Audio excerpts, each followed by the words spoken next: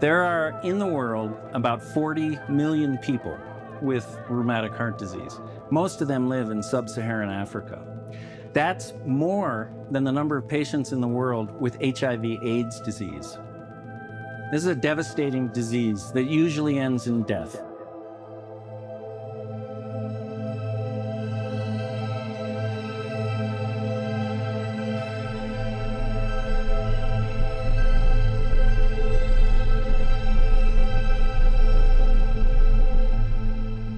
"14 years ago to this day is actually when I had a massive heart attack.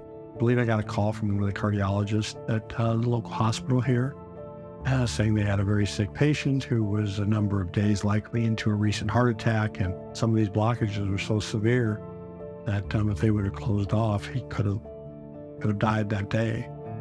I didn't know it was as serious as it was. Probably a lot of patients, he would have said, this person's too far along, but somehow the good Lord told him to try to revive this person, and that was me, and came through. And then from there on, I said, I really like this guy. Told each of the kids and Phyllis and all the family members and anybody who asks me, I didn't save Hank's life. I did my job. I was the mechanic, but that I do believe firmly that there's a God in heaven who determines how many days we have. In this country, we kind of take it for granted that healthcare is here. We have all these options that we can go pick from. And Dominic started talking to me about when he was going to Kenya and doing this work for children. He has exposed me to needs that I just didn't dream of, and particularly in this African situation with Tenwek. And I just continued to go back and participate. Really, one of the true heroes is the people of Tenwek, the physicians, the administrators, the people there who put this place together. I mean, dates back to a family physician named Ernie Stewart and his family and his wife. After Ernie Stewart retired, Russ White, who is the surgeon there, who I've worked with, and his wife Beth, they basically took over where the Stewarts were and continued to grow and build the Tenwek medical infrastructure and fabric into what it is now. From a cardiac standpoint, the biggest problem we see, the most common diagnosis is rheumatic heart disease, which is basically gone in America.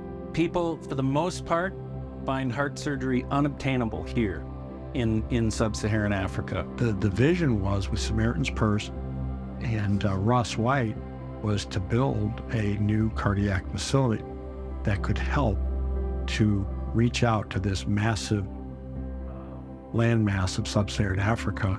The hospital and the campus, the current campus at Tenwek, has been about their Christian values and their Christian faith. It's central to everything that they do.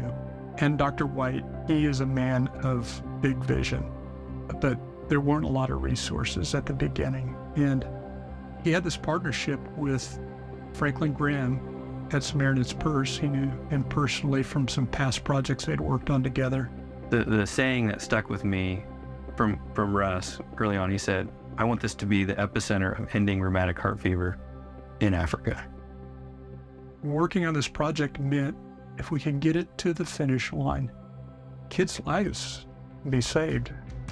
You know, as architects, we really can only put the building together. What are we going to do for furniture? If this building needs to last and stand for 20, 30 years, what kind of furniture are we going to be able to source? You know, where are we going to be able to get it? Is it going to be a very good quality? Is it going to meet healthcare and medical grade standards?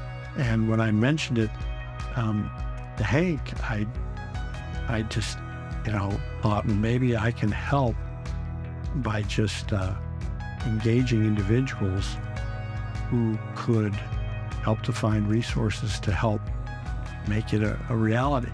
And Doug says, would you think about it? Would you consider it? And I said, yeah, I'll consider it. And then the more I thought about it, the more I said, my goodness, here's a way we can make a huge impact. I was director of design specification, and Hank called me one day and said, hey, we got some people coming to the boardroom in about an hour. Can you meet us there? It's about a project we're looking at doing. They want us to do in Kenya. and bring Ashley with you, and we'll find out more details then. They had a big list of the different products that they were looking for. A lot of times we'll maybe donate part of the project or like one type of seating or something. And he, I think, took one look at it and said, that looks good.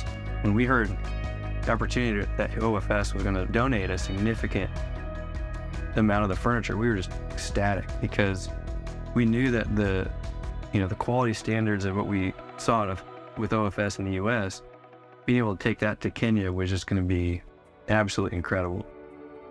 This week, a new groundbreaking hospital opened its doors in Tenwek, serving a pressing need for open heart surgeries for children. We do projects all over the United States, and we work on them.